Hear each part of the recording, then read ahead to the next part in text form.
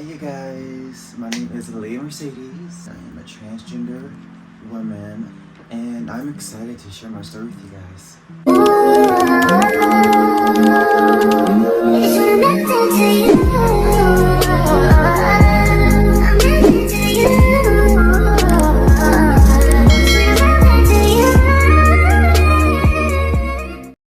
So, before we really get into the video, I kind of want to show you guys a year ago of me when I wasn't on hormones and I didn't seek a hormonal therapist or anything. So just stay with me, watch this short clip to now. I'm back home now and literally about to tell you guys what my intro is going to be about. But right now I'm trying to sort through my things that I got for my mom and my sister. But I promise that I will tell you guys what I'm going to do in a couple minutes. So I kind of want to get into the whole aspect of my journey and how I went from that. And honestly, it's very remarkable. I love what I'm going through now, like the things that it's making me as a woman that I'm known to be. It's something that I would not take for granted and I don't regret at all. And I remember when I first started a year ago and everything changed. Like when I first knew about being a trans woman and the whole trans community, and I started learning and really getting in depth of what it's like to being a trans woman, you know, what it's like being in a trans community, because for a very long time I struggled with depression, anxiety, but I also went through a whole phase of trying to become who I am when I was younger and just trying to be my true authentic self, but like I couldn't do that just because of family and friends and just the whole social environment that was kind of, you know, blocking me from blossoming. And sorry, this is just a little backstory, but when I turned 18, about 2 years before hormonal therapy, and I really thought and took the time and everything to, if this was who I was, and because I knew this is me, like I knew this was me and there was something missing, but at the same time it was kind of difficult to kind of understand in a way that not most people are going to comprehend. For a very long time it was just difficult for me to kind of figure out what was going on in my life, like what was missing. Like it felt like a part of me was not there, and to come to realization that I got to be able to experience that really dark moment in my life to being who I am now. And after my birthday, after my 20th birthday, everything went fine. But after that day, I came home and everything. It was crazy. My birthday's in June, so it was like a month and some days of me feeling this way, and I was like, what is going on, right? So I made a post, and I kind of showed the post that I made on my story a year ago, and it had some things. I was going through like a whole name change. The name that I resided with early on back then was Nikki Dior, you know, so I had to, you know, adapt to trying to figure out my name change and stuff. But I posted that story, like I had got a lot of support, and not even that on my story, but even the post that I made of actually figuring out who I was just remarkable. And it was crazy because at first, like, I don't know, it was like a fear of like, it wasn't a fear of like me knowing who I was to begin with. It was just a fear of society, in which I know, you know, there's bad things and bad, you know, bad people or whatever. I know that, but I think that it was just the kind of thing of like, now I'm opening up again, because at first I was just a gay male figure who, you know, was open and everything and everyone knew about. But then as I transitioned to being, you know, a trans woman, and this was who I was to begin with, you know, I wasn't that gay, flamboyant bully, you know, I was not that. I was, all along within me, I was, you know, a trans woman, and just someone who finally found their true authenticity. And I'm so happy that I did. But when I posted, I had so much support. Everyone was like, oh my gosh, like, I love you, I support you, I'm here for you. And it really threw a spark because it was like, now I know who I am. And now I know what it takes to begin my happiness and to start my happiness throughout this whole journey that I'm on. And it was remarkable from family, from certain friends and stuff that I had support. And then there was others, obviously, because there's always bad, that didn't really correspond to what, what I felt, and didn't really care, and distance from friends and family. But that's the whole thing of being a trans woman. As crazy as that sounds, it's just our society today. Further on now, I'm 21 now. My birthday passed like 2 months ago. It's been a year and some months of me being on HRT. So I remember this very first TikTok video, I will showcase it here on the screen.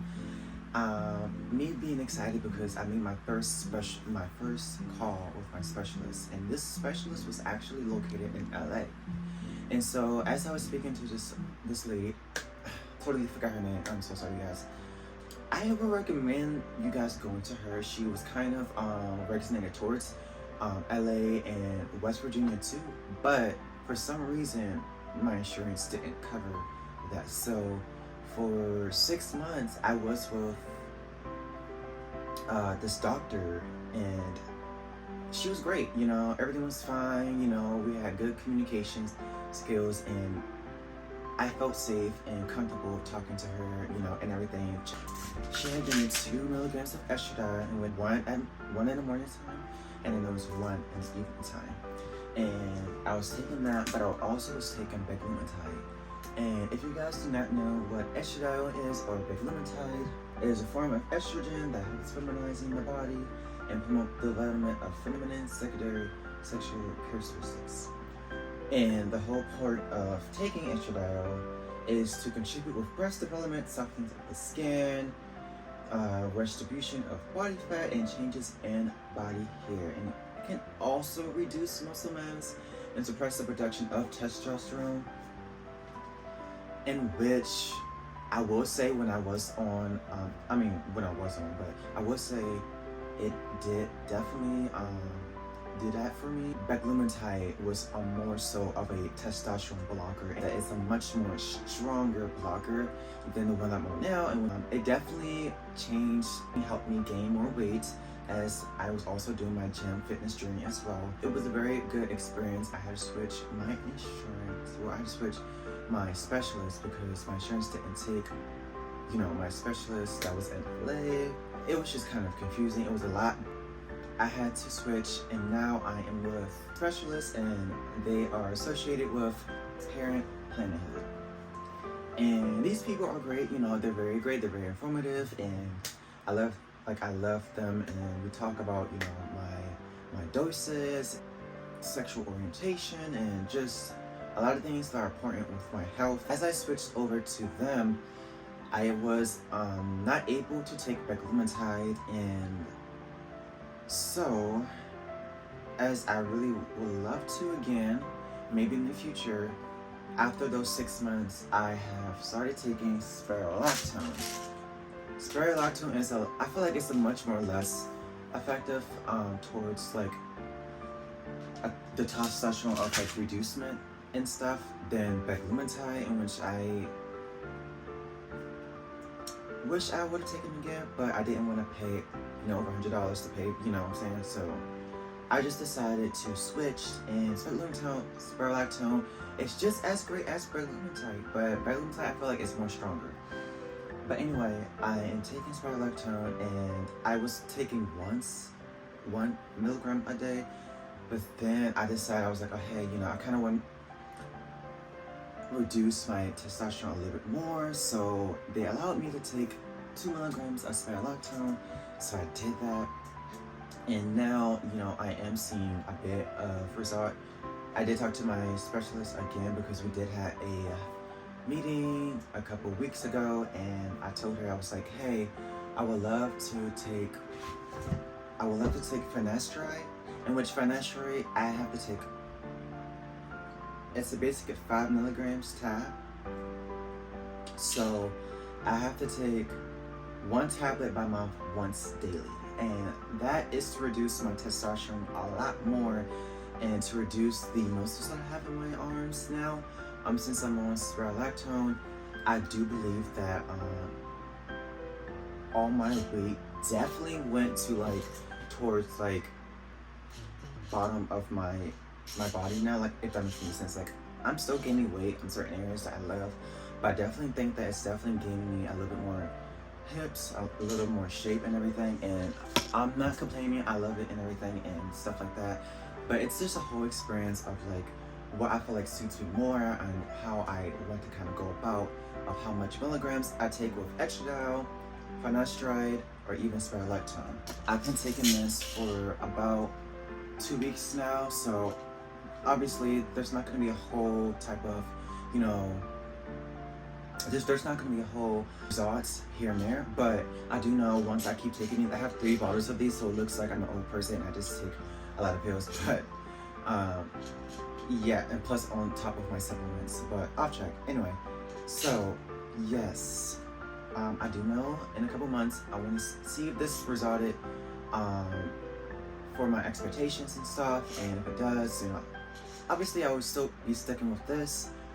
And then there's another thing I want to talk about that I am going to start going on is progesterone. And progesterone is basically, it creates a more feminizing dose as estradiol to kind of go to different spots of your body that knows it's not getting enough of, as in gaining more weight, getting the more shape that you want and stuff. And it basically just allows you to get the desire that you want for your body.